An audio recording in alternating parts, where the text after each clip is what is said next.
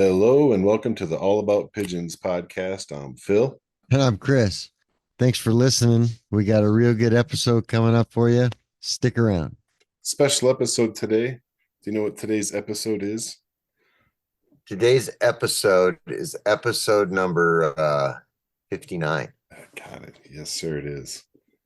59 episodes. That's a lot of episodes. That's a year's worth of episodes or more. No, there's That's 52 weeks in a year, so yeah. that's more than that. But you've been doing some word on the wires too in between that. Yeah, and I've stopped the number in the word on the wires, but I think that it's safe to say this is a year's worth of episodes of legitimate episodes, and we've kept those old ones on there when the audio is still kind of wonky. Like I think the first four were kind of all over the place, but trying to get better and higher quality audio and stuff like that as we go forward. A year's worth of episodes. We're going to call it. This is our 1 year anniversary. So Finally, an anniversary. So I want to ask you, man, what's your favorite episode? My favorite episode, the Brian McCormick episode. The one I had to do by myself? I'm just kidding. You were at you had a wedding that weekend, I think is what it was, right? Yeah. Yeah. Yeah, we'll see if that anniversary makes it. And that was a roller guy, man. Like I was telling you, I just got done editing the episode that we did with Don from the NBRC, and whenever we talk with roller guys, man, you are just all over it, and beating that dude up hard against the ropes with all the roller stuff, and I'm kind of hanging in the background because I don't fly competitively for rollers. That's totally your game, and that's cool. Yeah. We need to get more roller guy stuff on here. More roller guys need to get on here. Yeah, I was pretty bummed out that it was a double-edged sword, man. I was in one of the most beautiful places on earth, but I didn't want to be there. I've been real happy we've had a lot of great people that's come on. Thanks to everybody who's come on and done interviews with us. That's you guys are the ones with all the experience that give all the information out and stuff. We got to give a thanks to everyone who's listening, because even some of the listeners have been giving us really good names of people to reach out to have bring on that they wanted to hear about. So, thanks for all the recommendations for having people on, and keep them coming. You guys have anybody else you want on there, and make sure, again, I'm going to shake the can a bit here, but wherever you listen, whatever it is, Podbean, Apple Podcast, Spotify, wherever you listen, just leave a review. It really helps. Oh, for sure. Tell your other pigeon friends. Hey, I had listener requests. One wants us to talk to a pigeon proofer. Okay, a pigeon proofer, or somebody that deals with feral pigeons, utility breeders. Yeah. Which is like one of the, we always talk about how ancient this hobby is, and it's like that was the meat and potatoes of it, like almost literally right there. It was utility pigeons in the beginning. And how many times have we talked to people, even with like the fancy breeds, like the powders and stuff like that? Everybody always mentions that their birds were utility pigeons at one time. Yeah, everybody does. The history of it starts off as this was a utility breed. This was a meat bird, and then they started playing with the colors and features and stuff, and the ones that didn't have it, those calls were for the pot. And so yeah, we're going to try to find a full-on utility old school pigeon farmer. Yep, I want to talk to somebody that uses their utility pigeons for utility purposes.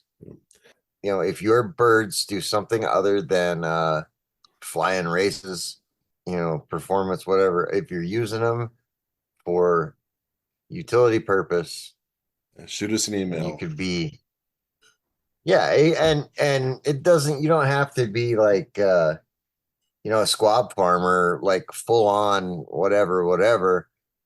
I'm even interested in talking to somebody that might be a homesteader that's using their utility breed for sustainable living. Yeah, it doesn't got to be a 2000 squab farm. Because that's not how it was done. I guess back in the day, some of those old dovecotes were. I want to talk to both of you. Yeah. I want to talk to both of you, and maybe we do it at the same time. Maybe we can learn from Y'all can learn from each other. We'll learn. Are you pumping your brakes on the breeding right now, or your birds still hammering them out even in the heat? Dude, breeding season was over like over a month ago. Oh, okay. I have a few that are just, they're unattended, so they're doing what they want to do, but no breeding for me. I'm done. Okay. How many birds did you ban this year? A gajillion, That's it? a whole bunch. Yeah, I mean, it's an uncountable number. Well, Yep. I know that they counted out those bands from your roller club when they gave you those. Or did you able to get through that pile of bands? Oh, hell no. No. No, nope, nope, nope. Well, how I about this? didn't. Were you able to at least breed enough birds to get one solid family for your competition kit for flying? I got a kit. I got a kit. Okay. And they're all one Yeah. family? Yeah. Cool. I had a little bit of help. Yeah. Alan helped me. Okay. Gave you Yeah, some squeakers and whatnot. Oh yeah, he gave me some really nice ones. 8 of them. Oh wow. Yeah. So I got babies from Alan, and then I got babies from Alan's birds, and I got a couple of crosses that I did just to see, what happens. What were you crossing there? Rollers. Well, I mean, what bloodlines? I have no idea. Oh, I'll never tell. okay. This guy I know. here I mean, I keeping do, but I secrets. don't. It doesn't matter. You know what I'm saying? It doesn't matter. It's from the best rollers that I have. Put it that way. The bloodlines don't mean anything if they don't roll. I'm not going to breed stuff that doesn't roll. So most of your lofts have the expanded metal, but that one loft you have, well, I guess that like all your lofts have expanded metal? Kind of. I guess that really big building though, you had your white homers in there, I think. That was a regular No, floor, that right? just That was the ground. sand in there. Yeah. That's a flooded garage. Nice. No kidding. It floods, so can't use it for anything. Oh, okay. What about so with your expanded steel, I mean, everything falls through. I mean, do you ever have to get in there and scrape anything down, or does that really just stay pretty clean? Oh no, you have to scrape it. Pigeons are incredible in the way they can poop everywhere. Yeah, it's incredible. It has adhesive properties that I'll never understand. A full cleaning about once every 3 months, like Yeah. deep cleaning, pressure wash, move the thing. You scrape every chance you get. Yeah. Not all the time though. I've You know. definitely cut back on how often I'm cleaning. I mean, if it's, it's really dry, there's nothing that's staying wet, then, I let it kind of build up a little bit and then I'll just take out like the big stacks and, I try to leave a little bit in there, not to, I want to keep their immune systems up. Yeah. As long as it's dry, I feel like it's okay, really. I cut back a little bit on the cleaning. Number one, it's a lot of freaking work. Or two, the dust kind of bothers me. You're not supposed to really be breathing that stuff in anyway. Yeah. So, Pigeon lung and all that. and when they're breeding, I tend to just want to kind of let them be too, because if you're in there scraping and cleaning and all that stuff, they're jumping around and they're not doing what they want to be doing. Yeah, definitely. Even when I'm doing feed and water in my breeder lofts, I try to just go calm and quiet, get in, sneak back out, not disturb them too much, let them do their thing. On the Facebook today, I put out a little what's your favorite pigeon movie / documentary. We got a couple of documentary references to like the Jim Jenner films. Bonnie put on their Spies in Disguise, which I got a chuckle out of because I watch that thing all the time because of all my kids. Pigeon People The got reference. marathon in the sky. Yeah, Marathon of the Sky, Pigeon People. We've talked about that one. That's an Arizona racer guy thing, so represent your locality a little bit there. But Pigeon Kings, we've talked about that one before. Do you got a favorite one, do you? Do I have a favorite one? No, not really. $1 Million Pigeon was pretty interesting to me. I forgot about that one. That was a good one. That was a good one. There's a lot of people a lot of faces in there that I recognize from we're doing this stuff. Ryan's on there. Yep. From Feathers Elite. Yeah. That's a cool one. Anything roller related, I like. Of course, because I'm into roller. Any roller related stuff, I like. I'll watch it, even if it's even if it's just somebody in their backyard with a few birds flying, that's cool. I watch it. I like that stuff because you got to fly them. They ain't rollers if you don't fly them. They're pigeons. I wish there was still a publication, print publication for roller stuff. I know that the NBRC has a pretty good, they for members, they got a really good bulletin. That interview that we did with Don, he goes into that a little bit, but there's not like, so that for racer guys, there's a couple. There's that international one, then there's Racing Pigeon Digest, Pigeon Pictorial, and then the fancy, they got purebred pigeon, and there's really nothing for the roller print, but there's some digital stuff too. I guess the QC, or what is it? QSDC or something? Quality, speed, depth. Okay, so it's QSD. I think it's QSD or QSDC. And I think Don said that used to be a print, right? Or something like that, or he's trying to get it back into print. So it's unclear to me. I'll have to look into that. But all that stuff is cool, man. Those guys are really, really into their birds. And I'm bringing it up because we're bringing on Jim Jenner is going to come on here, and he's the guy who did all the documentaries. He's probably more than anybody else. He's done just a handful of pigeon documentaries. He did the marathon, Share the Blue Sky, just a long list. And actually, if you're a member of the ARPU, then you can watch his movies free on their website. But I am not a professional pigeon racer, so I'm not a member on that. So I got to buy his DVDs the old school way. That'll be a pretty interesting episode to have him on there. We're going to have the Baltimore United Tippler Club. They're going to be talking about some of them high-flying tippler birds. I'm going to be a professional pigeon racer just so I can get the free movies. I know. I'm like, how much is the membership just to watch the movies? Because, man, some of those DVDs ain't cheap. But racing pigeons, it's got to be cheap, know. It'll pay for itself once you hit that $1 million one loft race, man. I mean, everybody knows that. It'll pay for itself just by watching the movies. All you need is a loft and pigeons and feed and water. Totally worth it. I think it's kind of interesting, right? So we've touched on this a few times. Like, you're really into the roller stuff. I like the weirder the better. I like the fancy birds a lot. We both have racers, though. That's kind of that third bubble in the middle. But neither one of us actually race in a club. We just totally race for enjoyment. I do. I'm pretty sure you do too. I race against myself. So you always win. My only enemy. No, man, I've been flying my racers. I have approximately 35 of them out there. Okay. Yeah, the heat doesn't. I mean, I don't flag mine and keep them up right now, nothing like that. I'm not pushing them, but even on the days that we hit 100 degrees, they'll still take off, go do a few laps, come back down. I enjoy just letting them kind of hang out during the day and look up every now and then and see them flying around. I got a nice flock of different colors and stuff I got from Gary. He gave me some cool colors, and they're breeding, and I've been kind of picky about which ones I'm breeding. I really do like the white flights. I just think that looks cool. So I'm getting a lot more. My young birds all got the white flights. I'm letting those ones do most of the hatching. I got all kinds of color. There's just colors everywhere. The only thing I don't really have is like the dilutes.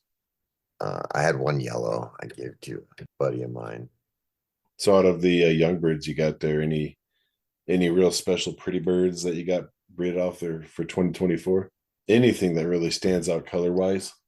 I mean, I got a few. I think I got a saddled one that Alan gave me. That's just, it's gorgeous. It's beautiful, beautiful. What's the color and pattern on that? It's a bronze. Oh shoot! It's a saddled bird. It's got white wings. God darn it! Now you got me. Can't remember the color.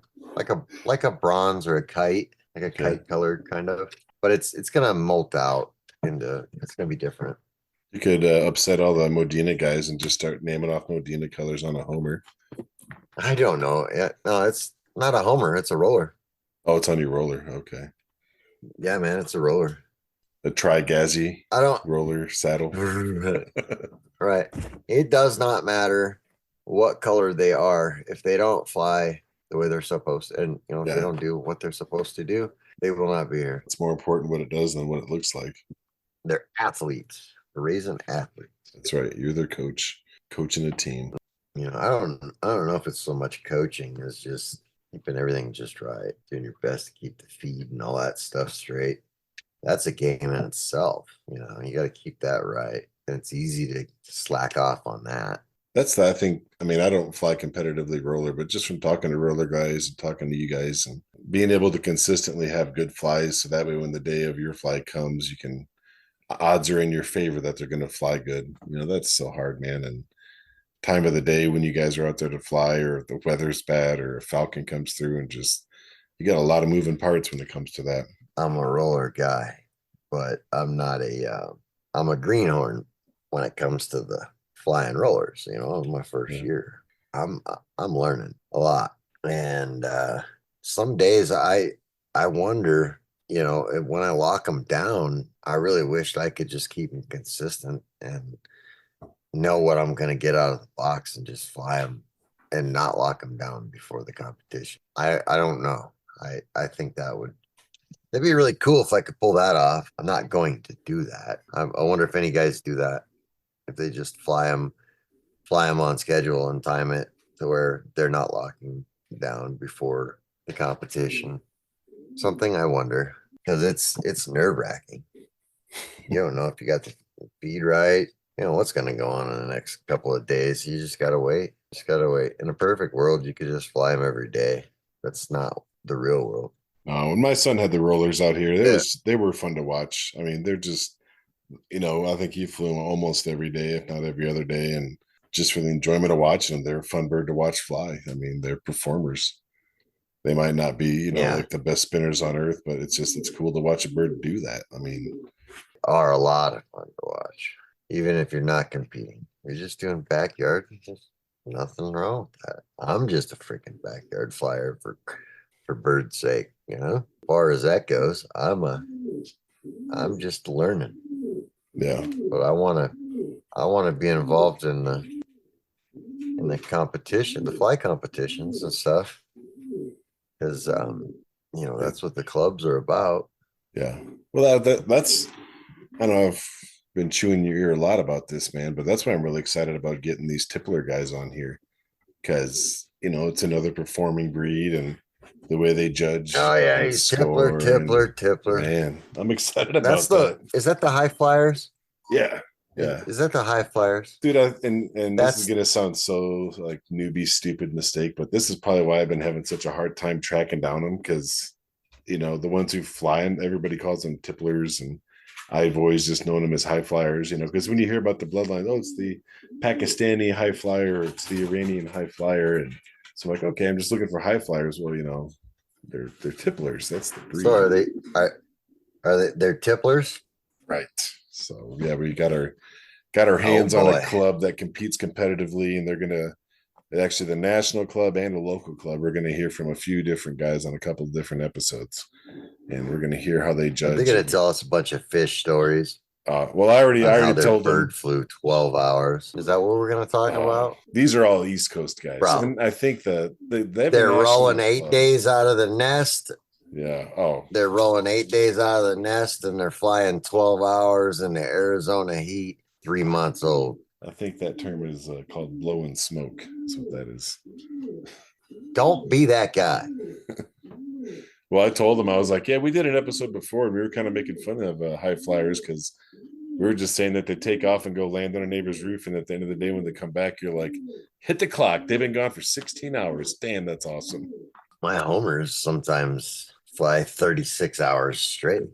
That's incredible. I'm sure of it. They got to be. I'm sure of it. They got to be up in the thermals or something, because you look so high up there and you can't even see them.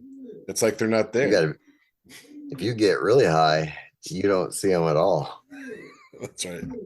You saw that video where the guy had the glasses, where he could watch his rollers. He had like mirrors on the bottom of his glasses. One of my friends had those glasses. Oh, really? Okay, I saw a video where some guy was just like staring straight, but had mirrors on the bottom of his glasses. Mr. Rick Arrow.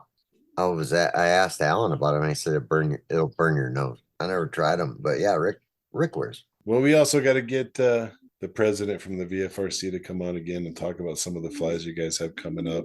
Do you have some time? Can you give us an update on the World Cup and how that's all going, what the standings and everything are right now? Anybody in Arizona holding it down and representing us right now, or? Oh, dude. Are you really gonna do this to me right now, bro? Yes, I am. Oh my. Let's see. Updated. Let's see. Sean Cerro and Leon Lub. Oh, I'm gonna butcher this. Lubisher were the last two put on the list. Our friend Brian McCormick, Okay. and he's in California. And then Sean Overfield is in second place. He's from England. Jeff DeWitt out of Kentucky. I didn't mention any of their scores, but congratulations to those guys. I think there's 2 weeks left, but congratulations to everybody flying in the World Cup. Congratulations for representing your regions. Pretty freaking awesome. We're about out of time on this one, so we're gonna wrap this up. And we've been back to back interview, so it's nice to have a pigeon chit chat up. Pretty amazing interviews that are going to be upcoming. Make sure you're subscribing, so that way you just get notified whenever there's a new one, and you don't get left behind with a bunch of homework of catching up with the episodes. That's right. And thanks for everybody for listening for the 1 year. We appreciate you and hope you found the whole thing helpful. Yeah, and I'd blow a kazoo or something right now. It's happy anniversary. Yeah, we need an audio But, file of like cheering or something, fireworks, something. All righty. Well, again, thanks everybody. We'll see you on the next one. You've been listening to another ad-free episode of the All About Pigeons podcast. Be sure to like, share, and subscribe. Go ahead and give us a review on whatever you listen on. And if there's ever a topic or a person that you would like to have us bring onto the podcast, you can shoot us an email at allaboutpigeonspodcast@gmail.com. You can also send in any competition results and any upcoming shows, and we will get them advertised on the Word on the Wire segments. Thanks for listening.